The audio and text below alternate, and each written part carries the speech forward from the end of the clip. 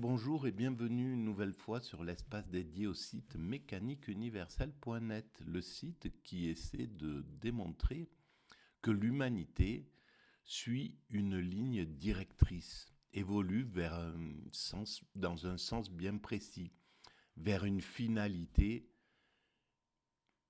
déterminée. Parce que selon moi, il n'y a pas de hasard. On doit croire au hasard, on doit croire que les choses se font comme ça parce que c'est plus confortable pour l'esprit de penser qu'on a qu'on a une influence sur les choses. Euh, et évidemment, cet état d'esprit nous permet de d'abord de construire, de créer, d'avoir une sorte d'énergie pour ça, et de ne pas être dans le fatalisme, donc de lutter contre les événements. Mais en réalité, même cette lutte contre les éléments pour pouvoir construire, pour pouvoir progresser, eh bien, elle est inclue dans une destinée, euh, dans un déterminisme. Voilà, c'est la ruse de la raison, selon moi, ce genre de choses. Il n'y a pas de hasard, mais on doit croire au hasard pour pouvoir. Il n'y a pas de libre arbitre, mais on doit croire au libre arbitre pour pouvoir se juger, d'abord juger ses actes, et donc pouvoir euh, être. Euh, pouvoir progresser en réalité. Si on était si on acceptait la fatalité telle qu'elle est, on dirait ben oui, ça s'est réalisé comme ça. Bon, on ne pouvait pas faire autrement. Je ne pouvais pas faire autrement. Et c'est parce qu'on juge, parce qu'on s'oppose à cette fatalité, en somme, que le monde progresse et que on peut juger les choses. Ça c'est bien, ça c'est mal, etc. Et grâce à ça, eh bien, on va vers le bien absolu. C'est grâce à cette lutte entre le bien et le mal, au profit du bien, que l'humanité va vers cet état de perfection dont je parle. Cet état de perfection, la, c'est la paix universelle, la sérénité absolue, l'accession à l'état de bonheur total, le souverain bien dont parlaient les premiers Grecs, les premiers philosophes grecs, euh, et l'extase, en somme, l'extase facile, l'accession à l'extase facile, à la contemplation, au bonheur de vivre. Voilà, quelque chose qui permet de,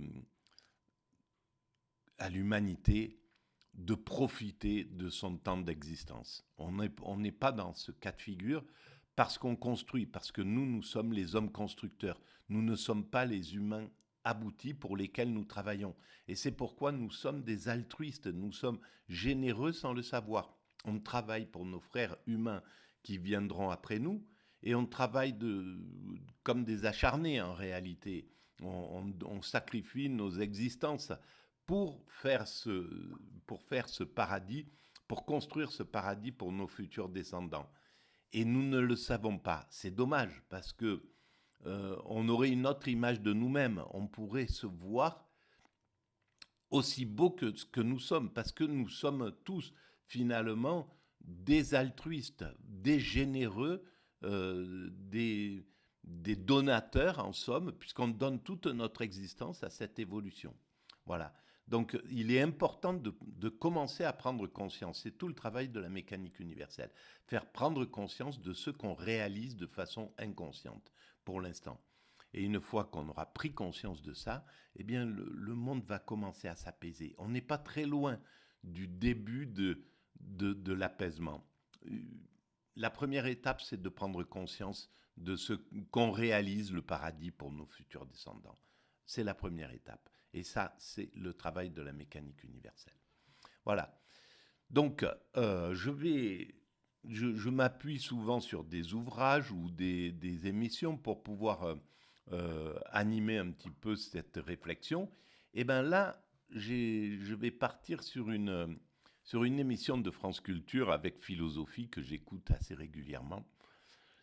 Et c'est à la table, la série, c'était à la table des négociations. L'émission, c'est avec philosophie. La série, c'est à la table des négociations. Et l'épisode, c'est le 4/4, Négocium vs Otium, que faire de son temps. Et là, on va peut-être parler, j'ai écouté quelques bribes, donc je pense qu'on va parler de contemplation. Et la contemplation, c'est la forme de l'extase. Voilà.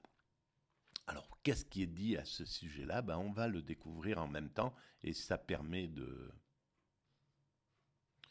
qu'est-ce qui se passe? Culture, avec philosophie, Géraldine Mühlmann. La notion de négociation nous occupe cette semaine. Négociation. Revenons ce matin au mot lui-même, négotium, l'envers de l'oisiveté studieuse, otium, soit un domaine souvent peu valorisé par la philosophie et par le christianisme. L'envers de... ça c'est étonnant quand même. Et oui, la négociation dans son sens contemporain n'est pas un objet qui va de soi pour la philosophie. Nous l'avons senti dans cette série. Il y a peut-être des raisons historiques à ces difficultés. Négociation vient de negotium, un mot qui est lui-même un négatif, le contraire de otium. L'otium, mot latin, renvoie pour une large part à la vie de la pensée, vita contemplativa, vie philosophique notamment, en retrait de la vie active ou vita activa. Or, c'est un mode d'être profondément valorisé par... Bon, alors on peut dire que voilà, c'est la vie que je préconise et que je pense juste pour l'avenir de l'humanité. L'avenir de l'humanité va vers ça.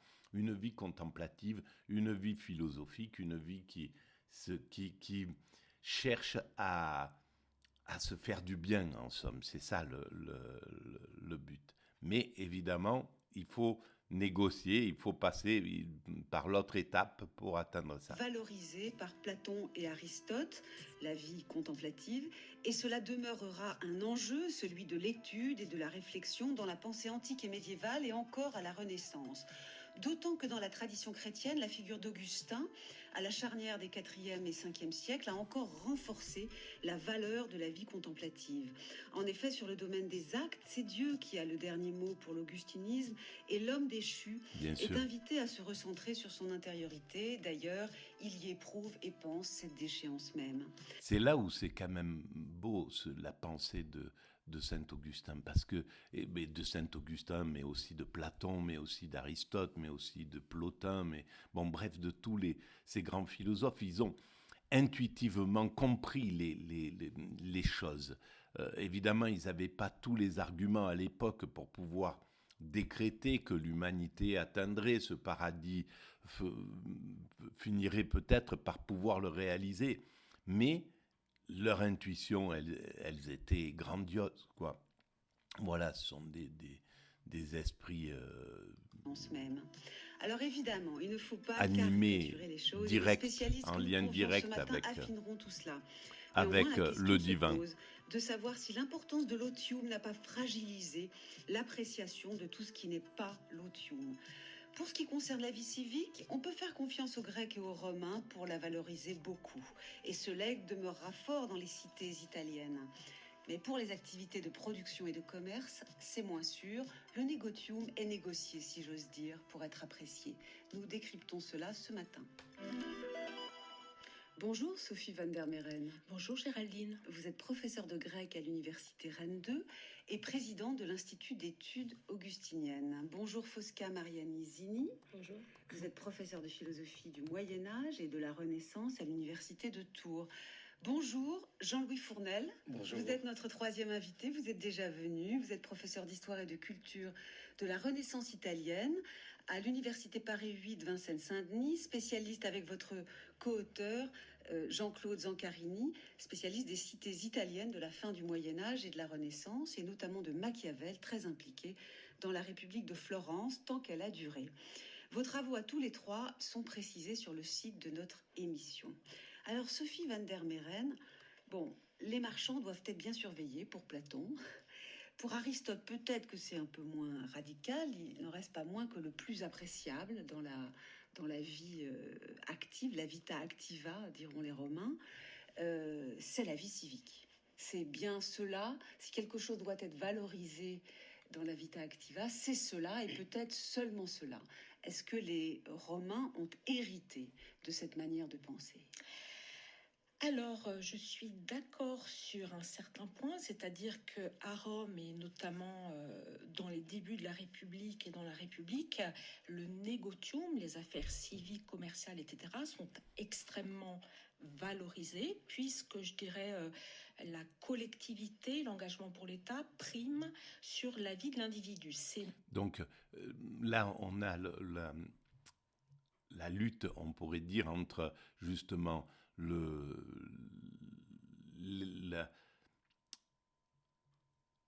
la vie contemplative et la vie active. Voilà.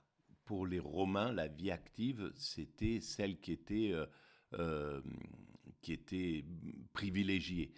Et les chrétiens, effectivement, arrivaient avec autre chose, ils voulaient repousser, en fait, c'était une lutte contre le système romain qui était offensif, qui voulait impérialiste, qui cherchait à unifier le monde, qui cherchait à deviner, voilà, à agir sur le monde, et avec toutes les dérives de la fin du règne des Romains, de la décadence et la violence et la perversion des arènes et de la violence qui a été faite aux chrétiens en réalité aussi, et aux sectes qui étaient... il n'y avait pas que les chrétiens, il y avait les stoïciens, il y avait à l'époque de Rome, et donc qui préconisait justement quelque chose qui devait se détacher du pouvoir, du luxe, de l'argent, de toutes ces valeurs de la conquête, etc., de la guerre, de la violence, et qui préconisait quelque chose de radicalement différent. Et force est de constater que c'est le spirituel qui a vaincu le matériel. Rome, voilà, le christianisme a fait tomber l'impérialisme romain. C'est très important quand même à regarder sous cet angle. Même si après le christianisme, a repris les travers, a occupé le pouvoir, alors que le Christ justement disait de s'écarter du pouvoir, de laisser aux Romains donner à César ce qui est à César, et voilà, et donc de s'écarter de ce système-là, et malheureusement, par nature, un système qui commence à devenir dominant, quand le christianisme a pris le pouvoir, eh bien, il a pris le pouvoir, il est passé au niveau du pouvoir, avec toutes les conséquences que ça peut avoir de pollution sur le spirituel. Et aujourd'hui, on est en train de revenir. Le christianisme a perdu du pouvoir depuis 2 ou 3 siècles, et justement, en perdant ce pouvoir, il peut revenir sur le spirituel, qui est sa base en réalité. Le religieux n'est pas fait pour gouverner, il est fait pour parler du spirituel. Qu'il soit à côté de ceux qui gouvernent pour apporter ses valeurs, pour aider le pouvoir, c'est une chose, mais il ne doit pas être au pouvoir, à mon sens. Qui a précédé les Romains, parce que chez les Grecs, on a vu s'imposer beaucoup plus tôt la possibilité d'une vie contemplative qui fait son apparition avec des individus comme Socrate, oui, et avec l'émergence d'une classe, je dirais, intellectuelle qui va être reconnue beaucoup plus tôt qu'à Rome. À Rome, je dirais, les choses vont mettre beaucoup plus de temps à s'imposer. Parce que la vie contemplative, et notamment philosophique, est vraiment ce qu'il y a de plus valorisé par les Grecs, même par rapport à la vie civique, pour employer un mot d'origine romaine. Chez les Romains, c'est moins vrai. Mais oui, c'est simplement moins vrai parce que les Romains sont en bataille tout de suite. Ils sont en conquête, ils peuvent pas. Voilà, on peut pas être dans l'action et dans la contemplation. C'est deux choses antagonistes. Quand on est dans l'action, on est dans l'action. Et là, c'était un empire assez faramineux, faut le dire. Il cherchait à unifier, à rentrer, puis il était organisé pour être dans l'action, pour l'action. Et c'est ce qu'il a réalisé d'une manière assez incroyable. Au niveau historique, c'est la première forme de tentative d'unifier l'humanité, au fond. C'est une des premières La formes. vie C'est civique pas la est première. très fortement valorisée et vous allez me dire ce qu'il reste pour la vie contemplative. Alors. Oui, elle est très fortement valorisée. Disons que chez les Grecs, la vie contemplative était liée à une élite. Mais je dirais que depuis très longtemps en Grèce, il était admis qu'une élite s'adonne à la vie contemplative. Et d'ailleurs, Oui. vous avez très bien fait le lien entre la problématique otium negotium et celle des genres de vie. Hein, c'est deux choses qui sont La très manière liées. Voilà, le thème des genres de vie. dans Voilà, l'existence. exactement. À Rome, ça va mettre beaucoup plus de temps à s'imposer parce que, je dirais, dans les premiers temps de Rome, le modèle du Romain est le soldat, et au départ le soldat paysan, et l'homme qui est engagé au service de la Respublica. Oui. Et le modèle grec de la vie contemplative qui va être progressivement importé à partir du IIe siècle avant Jésus-Christ et notamment après par Cicéron, va rencontrer beaucoup de résistance. Parce que ça va Oui. contre le modèle du citoyen romain engagé pour l'État. Dans tous les cas, si dans le négotium, il y avait aussi d'autres choses, car dans la vie active, nous ne faisons pas que faire de la politique, il y a aussi le commerce, les marchands, la vie productive. Oui, tout à fait. Tout cela, ai-je envie de dire, autant pour les Grecs que pour les Romains, autant pour les Romains que pour les Grecs, c'est fondamentalement dévalorisé. Ou là aussi, c'est plus complexe. C'est plus compliqué, je dirais que... Ce qui est curieux, c'est que c'est dévalorisé un peu partout. C'est dévalorisé en Chine, dans la société chinoise, c'est dévalorisé donc, à partir du moment où l'humanité est devenue spirituelle, le spirituel était au-dessus du matériel, au-dessus. On voit bien qu'on ne peut pas s'épanouir par la conquête, par le pouvoir, par le luxe, par les plaisirs. On peut pas s'accomplir. On peut prendre du plaisir à tout ça. Évidemment, il y a du plaisir derrière la conquête, derrière le pouvoir, derrière toutes ces choses-là.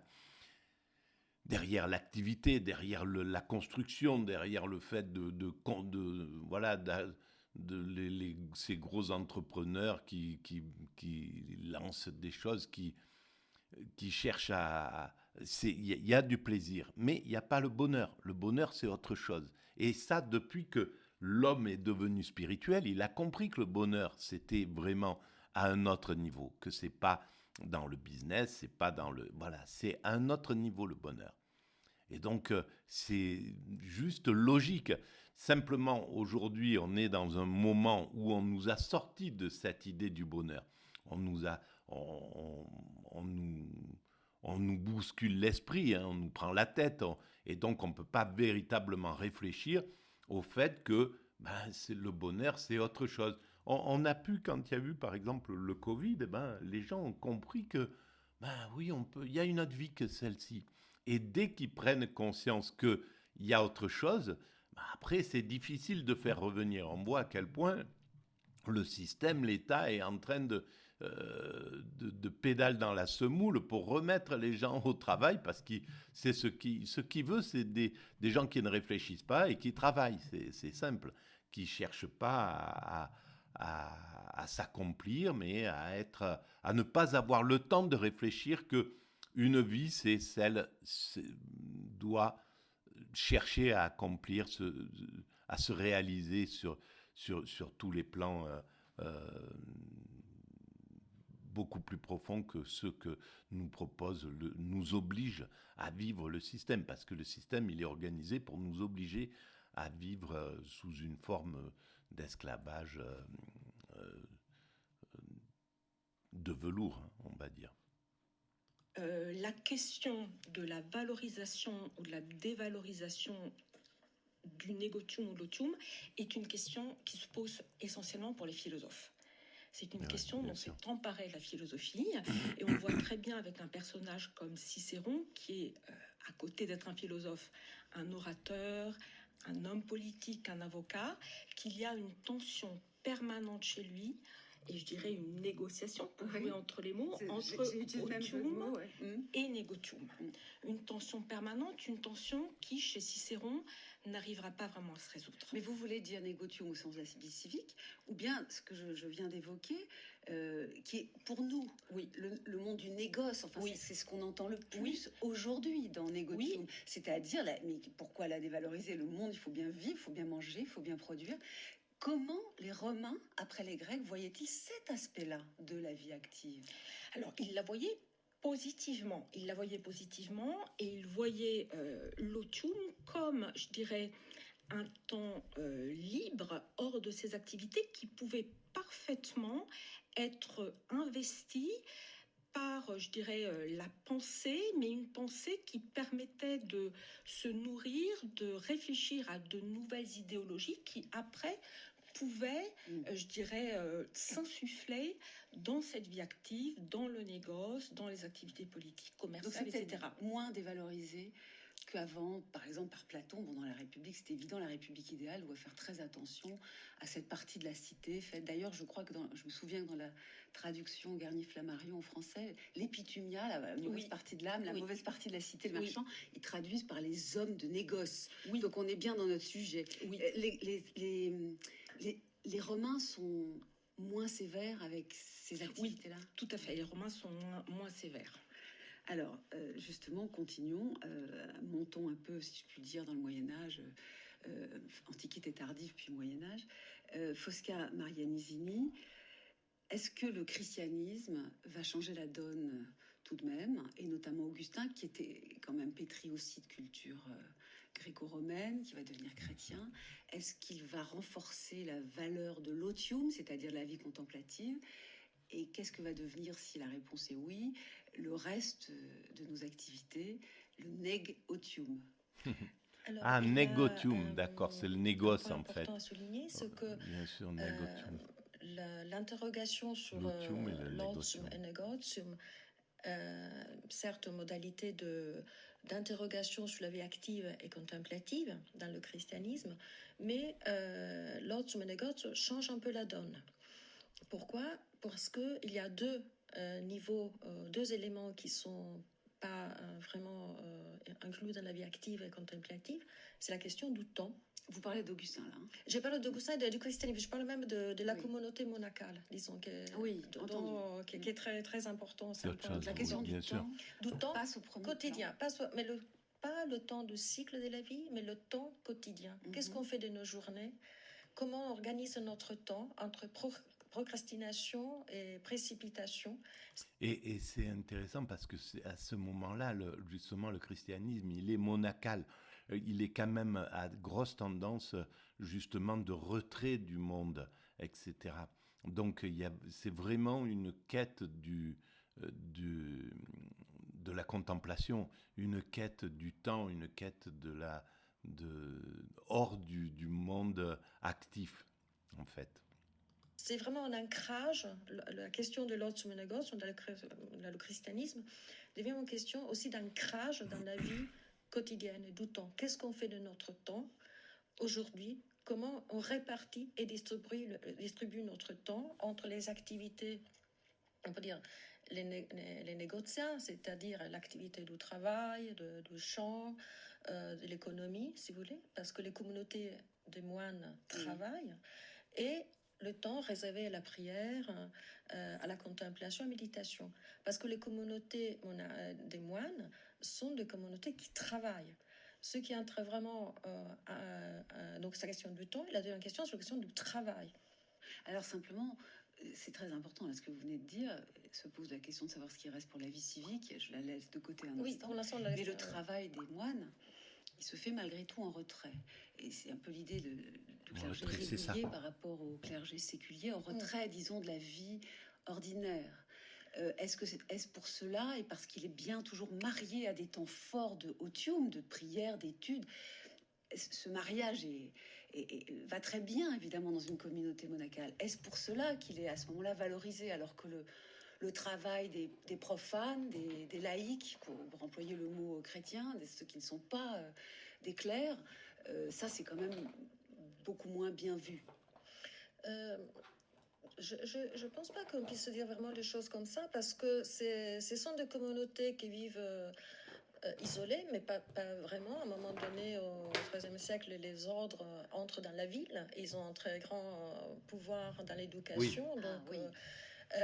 moi, je défendrais pas mal ces modèles de communauté de moines. C'est parce que le temps est vraiment organisé avec les prières. Parce qu'il y a aussi justement cet ancrage dans le temps quotidien, Oui. mais en avant, de façon très pertinente, tous les dangers et de l'otium et de l'onogotium. L'otium, c'est pas être... Alors, peut-être que c'est l'isolement, il est plutôt mental. Parce qu'ils sont plus ou moins dans la communauté, ces moines, etc. Mais ils sont organisés de manière à être dans le silence le plus possible. Et donc pas dans l'agitation de la vie, de la rue, du commerce, etc.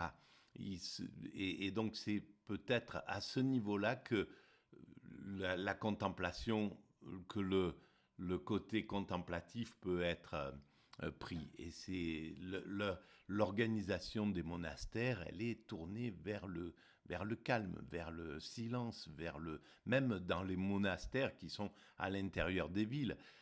Les grands murs sont... Et d'ailleurs, c'est ce qu'on retrouve dans les riads au Maroc ou ailleurs. La façon, la forme est faite pour être dans un calme, de ne pas être impacté par l'agitation de la ville. Ça, c'est quand même intéressant. Cet retrait sous la prière et la négociation, mais peut porter aussi, conduire un sens de vide, des solitudes tristes, donc la ciglio, la malinconie du moine qui se trouve isolé et perdu dans la mélancolie. Être isolé n'est pas très très bien. Montaigne aussi écrit beaucoup plus tard, disons, les risques de la solitude comme forme d'égoïsme où l'imagination tourne à vide, et les risques du négociat, disons, c'est-à-dire une forme de précipitation, d'agitation, de dissipation de soi. Les moines ont bien, disons, souligné les deux dangers. Donc, ils distinguent entre l'otium et l'oisivité, la paresse. Oui. Donc, dans l'otium, il y a une part, la valeur du travail est très importante. Il ne faut pas oublier que même si des communautés isolées, mais ils allaient sur les marchés, ils sortaient. Oui, c'est très important. Donc, ce n'est pas une vision un peu ils avaient un pouvoir religieux, certes, mais politique, administratif, très très fort. Donc, ils n'étaient pas... Mais alors, il y a une question qui se pose quand même. Si le travail, dans ce contexte, est valorisé, est-ce que le travail pour le profit, qui est quand même la production pour les gens ordinaires, il faut s'en sortir financièrement, et puis bon, voilà, même si on peut réussir dans ses affaires, c'est mieux.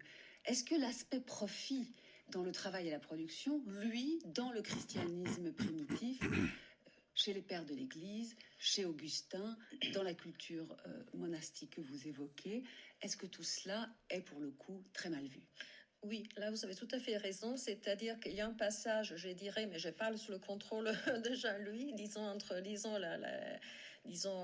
XIIIe siècle, quand il y a vraiment un essor de l'économie des marchands, des commerces, qu'on voit dans Boccace, par exemple, on voit aussi dans l'écrit des Pétrarques.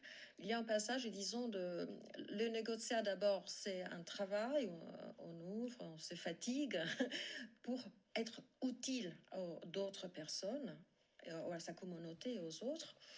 En revanche, au début de l'humanisme, il y a un changement de perspective. Là, vous parlez du 15e, 16e siècle. Mais plutôt Encore plus tôt. 14e Ouais. siècle, disons, vers D'accord. l'époque des Dantes, de Boccace, Mhm. de Pétrarque, parce que déjà, il pointe Le cette début chose de la Renaissance. où on n'est plus vraiment utile aux autres, mais on cherche l'utilité pour soi. Donc, le profit. Et il y a toute une littérature au XIVe siècle, à partir de Florence, Poggio Bracciolini et d'autres, qui met en avant, par exemple, il y a des traités sur l'avarice honnête. Oui. Donc, c'est-à-dire sur le côté positif de l'utilité, de l'accumulation des richesses, le désir d'argent, le désir de richesse. Oui, même si c'est honnêtement gagné, même si c'est dans les règles, etc. Ce désir-là d'accumuler, d'être... voilà, c'était critiqué par le... Richesse, disons, du profit, Oui. est mis en avant comme quelque chose de très positif. Donc ça, c'est très nouveau. C'est très nouveau. Et ça se passe quand même plutôt en Italie, c'est si j'ai plutôt bien autre chose. compris. Oui, on n'est pas toujours les Ça meilleurs. se met... Non, mais du coup, voilà. Donc, parce que bon, je sais, je me doute que les travaux continuent, mais on peut dire à nos auditeurs qu'il y a quand même un gros livre en 2 volumes paru en 1978 de Quentin Skinner, Les fondements de la pensée politique moderne, qui dit à quel point il y a des différences entre la Renaissance du nord de l'Europe et la Renaissance italienne, qui a été première d'ailleurs, et qui elle-même, 14e, 15e siècle, c'est le début, cet humanisme-là a des différences, et vous venez d'en mentionner une, c'est-à-dire que même la question du profit, etc., est peut-être un peu moins dévalorisée, voire valorisée. Ah oui, alors voilà. que, d'accord, ok. alors que J'avais Jean-Louis inversé Fournel, les choses. on vient nous expliquer très clairement que pour la culture chrétienne, plutôt du nord de l'Europe, franchement, ça c'est difficile. Le négotium, le pire, quoi, celui que vraiment on n'arrive pas à apprécier. Oui, alors je crois qu'il y a un point. Je vais arrêter là pour cette vidéo, pardon. Voilà, on va continuer. Je pense que ça va faire 4 ou 5 vidéos sur ce podcast qui est intéressant pour comprendre, pour avancer un peu dans l'idée de la contemplation et de l'action. Action et contemplation. C'est toute la réflexion de la mécanique universelle, en fait. On est obligé d'être dans l'action, nous, les hommes constructeurs, les humains constructeurs, pour construire un monde de contemplation où il n'y aura plus besoin d'action constructrice, mais juste d'action pour entretenir, voilà, et puis pour s'aimer, en fait, voilà, et pour aimer. Voilà. À très bientôt. N'oubliez pas de mettre des pouces si vous jugez ces réflexions un peu intéressantes, de vous abonner, d'envoyer le lien à vos amis, d'établir des liens avec votre site ou avec d'autres sites, et de laisser des commentaires. J'y réponds systématiquement. Et puis, éventuellement, d'aller visiter le site mécaniqueuniverselle.net, le site qui éclaire cette théorie depuis très longtemps déjà. Merci de votre écoute. À très bientôt.